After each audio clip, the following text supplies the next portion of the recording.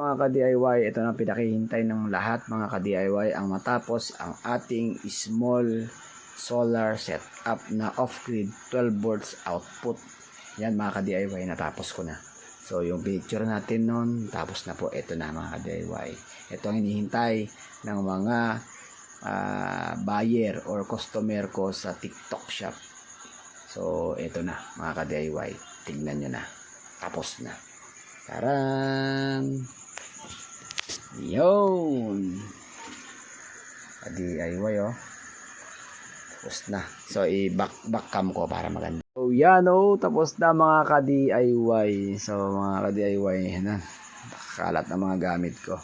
So ito po yung off-grid na 12 volts na pwede po sa Wi-Fi, CCTV, solar fan po, at saka sa mga 12 volts po na solar fan, ay 12 volts po na mga ilaw ng mga ka-DIY, no? So testingin natin kung gumagana siya mga ka-DIY. So yan, naka-AC po siya, no? Lalagyan po natin dito ng AC. Parang yon, isel ko kung ano po yung konyo diyan. Yun po yung kuryente namin dito, isel ko. So ilalagay ko na lang po na AC, tapos solar lalagay natin para kung mapunta po sa Mindanao, AC, alam naman na po, alam na po nila yon, naka AC or aircon mga ka-DIY. So yan mga ka-DIY. So tetestingin po natin na kung may maluwag dito. Hinalaw ko may maluwag. So yan mga ka-DIY, tetestingin po natin na. So kunwari po brand out, no, tatanggalin natin yung saksakan. Yan, kunwari brand out. So tignan po natin kung under pa rin yung indicator. Yung indicator po kasi yun po yung output ng mga ka-DIY. Yan ang output po kasi, no. So ilaw natin. So yan, output po kasi yan, no. Ito po naman po yung kanya, no, yung output po nito, no. So mamaya magta-try po tayo na, ay bukas po siguro magta-try tayo ng kwan. Pero pwede tayo mag-try ng ilaw mamaya mga bossing. So teka lang, magagawa tayo ng ilaw bossing, saglit lang. So yan mga ka-DIY, so nais ko pa yung ilaw, no mga ka-DIY. So ito po yung ilaw. So tignan niyo po, no, ito po yung kasama po na pre, no, mga nasa 5 meters po yata ito, no, kasamang pre po na itong setup na to. So yan mga ka-DIY, no, ipailaw natin, no. Ayan, nakailaw po yan. Ang nagpapa-under po yan yung AC, no, yung kuryente po, no. So itatry po natin pag nag-brand out, no mga ka-DIY, no, tatanggalin natin yung saksak mga ka-DIY. Ito yung saksakan nya. So tignan natin kung lilipat siya sa solar, kasi yun po ang ating nakaprogram dito. Pero manual po yung kanya, yung kwan po niya, yung kanyang AC, no. Hindi siya automatic. Pag nilobat yung battery, hindi automatic sa kuryente, kasi ito po ay AC backup or manual AC backup. Pero meron po tayong automatic. Ayun po yung automatic natin. So gagawa tayo ng ganyang maliliit naman po na ganyan na DIY setup po na may automatic po mga ka-DIY. So try na natin mga ka-DIY. Hawakan ko to tapos tatanggalin na po natin, no.